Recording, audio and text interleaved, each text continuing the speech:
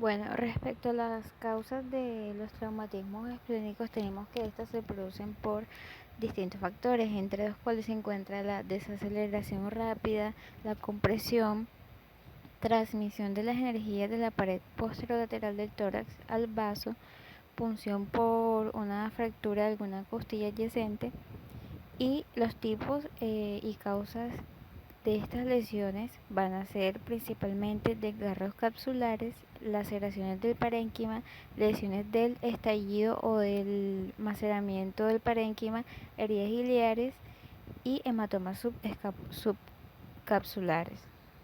Respecto al trauma penetrante, tenemos que la incidencia de las heridas del vaso en los pacientes con trauma de este tipo es menor al 10%. La relativa infrecuencia del trauma esplénico probablemente refleja lo que sería un volumen y el espacio reducido que va a ocupar este órgano en lo que sería la cavidad abdominal comparándolo con otros.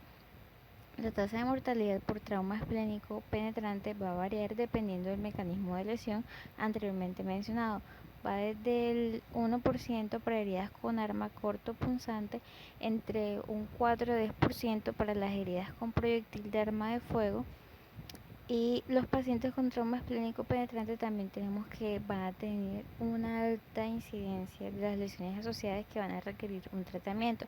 Por lo tanto, el consenso universal justifica que este trauma va a demandar en la mayoría de los casos una intervención quirúrgica inmediata. Y respecto a las lesiones iatrogénicas, tenemos que cualquier tipo de maniobra o procedimiento realizado en el cuadrante superior izquierdo del abdomen puede causar lesiones esplénicas. El vaso pues es particularmente vulnerable durante vagotomías, fundoplicaturas, cirugías relacionadas con el riñón izquierdo y con el ángulo esplénico del colon. También tenemos que otros procedimientos que pueden causar una lesión iatrogénica en el vaso van a incluir el masaje cardíaco, la maniobra de Heimlich, la pericardiocentesis y el tubo de toracostomía izquierdo. Respecto a la fisiopatología, tenemos que aquí hay tres formas de presentación de la lesión esplénica que dependen de la velocidad de la hemorragia. Como primero, si el sangrado es rápido, el paciente ingresa hemodinámicamente estable, pálido, hipotenso, taquicárdico, responde mal a los líquidos y no recupera la presión arterial. El segundo es si el sangrado es continuo y lento. En este el paciente ingresaría hipotenso, va a responder parcial o temporalmente a los líquidos intravenosos que se le administren y se va a encontrar taquicárdico y con caída del hematocrito. En el tercero sería si el sangrado es lento e intermitente. El paciente puede permanecer asintomático o complicar para un tratamiento posteriormente. Aquí tenemos una escala de lo que sería la clasificación de la lesión esplénica. Como primero vamos a tener el grado 1, hematoma subcapsular menor del 10% del área esplénica o laceración de menos de 1 centímetro de profundidad. Como vemos en la primera imagen, se muestra lo que sería gráficamente esto. Aquí puede ser capsular, no expansivo, no sangrante y, como lo dije anteriormente, menor de 1 centímetro de profundidad. En la segunda tenemos lo que sería un hematoma o también laceración. Este va a ser subcapsular, no expansivo, entre 10 a 50% de superficie intraparenquimatoso, no expansivo, como lo dije, y menor de 2 centímetros. En la laceración sería con un desgarro capsular, una hemorragia activa que va a ir dentro de 1 a 3 centímetros de profundidad sin afectar los vasos trabeculares. Bueno, en el tercer grado tenemos que va a ser subcapsular mayor del 50% de la superficie o expansivo, el hematoma capsular roto con hemorragia activa. También puede ser un hematoma intraparenquimatoso con mayor de 2 centímetros o expansivo. En el caso de la laceración tenemos que va a ser de más de 3 centímetros de profundidad en el parénquima y va a afectar los vasos trabeculares. En la cuarta, que es el hematoma, este va a ser intraparenquimatoso, va a estar roto y con una hemorragia activa. Y en el caso de la laceración, esta va a afectar los vasos segmentarios o ileares y va a producir lo que sería la desvascularización mayor, más del 25% de todo el vaso. Y en la quinta y última, en caso de la laceración, sería el estallido esplénico y vascular. Respecto a esta, va a ser una lesión vascular iliar que se va a desvascularizar totalmente el vaso.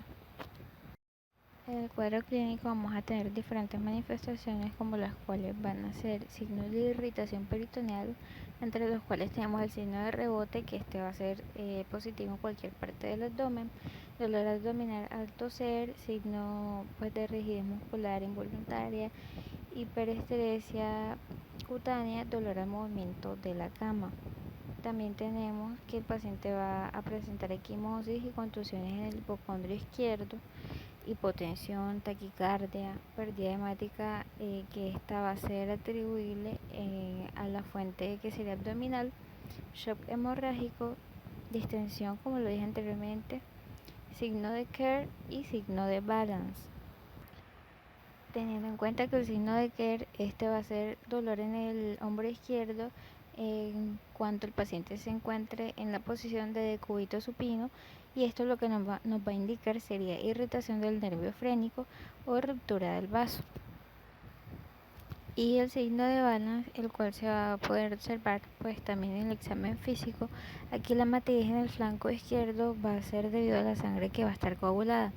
La matidez y el desplazamiento a la derecha va a ser debido a la sangre fluyendo por esta localidad.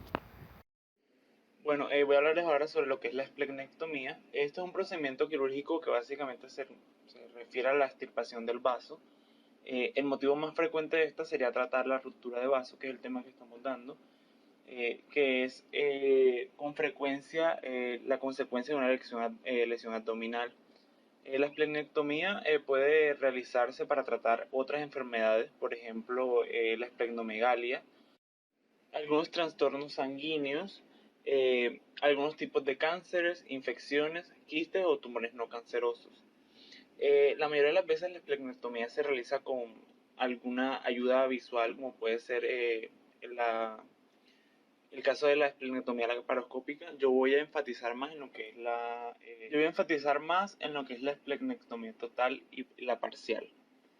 Bueno, con respecto a lo que son las indicaciones, encontramos que esta técnica se utiliza en una variedad de enfermedades y afecciones.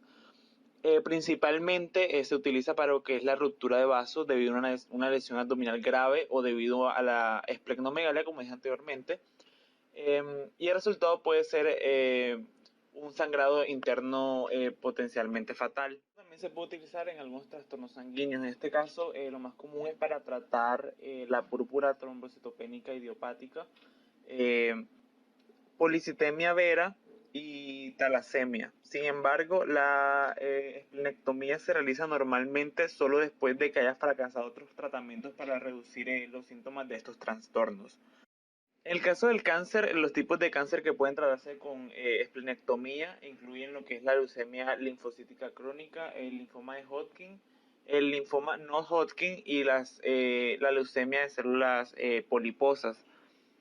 Y tenemos también las infecciones como una infección grave o una gran cantidad o una acumulación de pus rodeada por inflamación, que sería un absceso en el vaso, que puede requerir la extracción del vaso si este no responde a un tratamiento.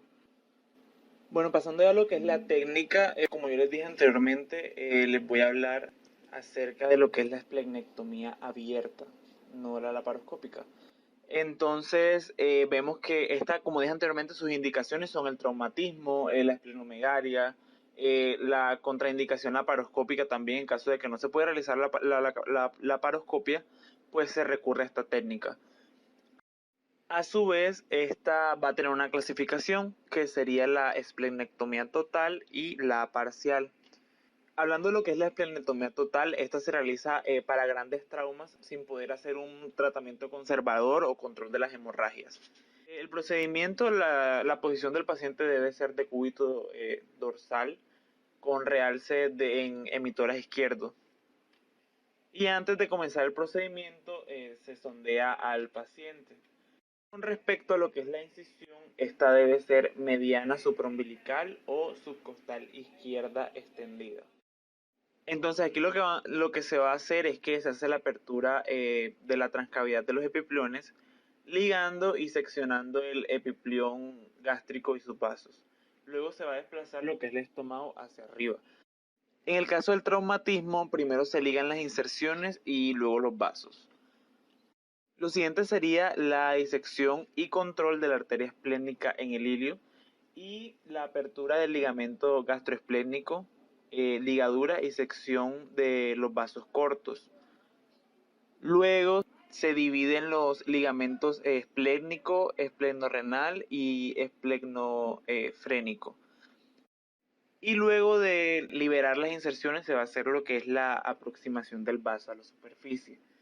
Ya con el vaso pues en la superficie se diseca y selecciona arteria y vena esplénica con dos ligaduras proximales y una distal para extirpar por completo el vaso. Lo siguiente va a ser, el procedimiento sería el lavado y el control de la hemostasia. De preferencia, perdón, no se deja drenaje. Se hace el cierre por planus y curación plana. Las suturas que se van a utilizar son de lino de 50 en el epiplón mayor, lino 40 en vasos cortos y lino 20 en arteria esplénica. Polilactina en lo que es el cierre por planos y nylon en la piel. Ahora pasando a lo que es la esplenectomía parcial, esto se trata de la extracción de una parte del vaso en caso de ruptura con el fin de cortar la hemorragia y no anular pues el mecanismo de defensa frente a las infecciones que puede tener el vaso, o sea, no limitar las funciones del vaso, se puede pues salvar el órgano, por decirlo así. Esta está indicada especialmente en niños. En ellos son mucho más frecuentes las enfermedades graves a causa de extirpaciones del vaso completa. Se administra al paciente antibióticos antes de empezar el procedimiento. En caso de convertir la cirugía a una total, que se pase de una esplenectomía parcial a una total. La incisión va a ser mediana supraumbilical o subcostal izquierda extendida, igual que la anterior. Se hace una exploración concéntrica de la cavidad y bueno, se prepara y se aísla la arteria esplénica. Si hay hemorragia, se identifica la arteria principal o secundaria y se clapea con Satinsky protegido para identificar la zona. Ok, entonces con un control adecuado del sangrado se seccionan lo que son los ligamentos esplenoepiploico, el esplenocólico y el gastroesplénico. Aquí se ligan y se seccionan los vasos gastroesplénicos izquierdos y los vasos cortos que movilizan el vaso. Se hace una tracción del vaso a la derecha luego de incidir el peritoneo posterolateral y se van a aislar los ligamentos esplenofrénico y esplenorrenal para hacer lo que es la aproximación del vaso a la superficie. Es bastante similar a la anterior. Algunas complicaciones que se deben tener en cuenta luego de lo que es la extirpación del vaso es que tendrá más probabilidad de contraer una infección grave o potencialmente fatal. Se pueden recomendar vacunas contra la neumonía, la influenza, el hemófilus tipo B, el neumococo, y también puede recomendarse antibióticos. Por lo general esto es un procedimiento que es seguro, pero al igual que cualquier otra cirugía, esta puede conllevar lo que es posible riesgo de complicaciones. Entre los que podemos incluir las hemorragias, las infecciones y las lesiones de órganos cercanos como el estómago, el páncreas y el colon. Y esto sería todo por la lección de hoy. Muchas gracias.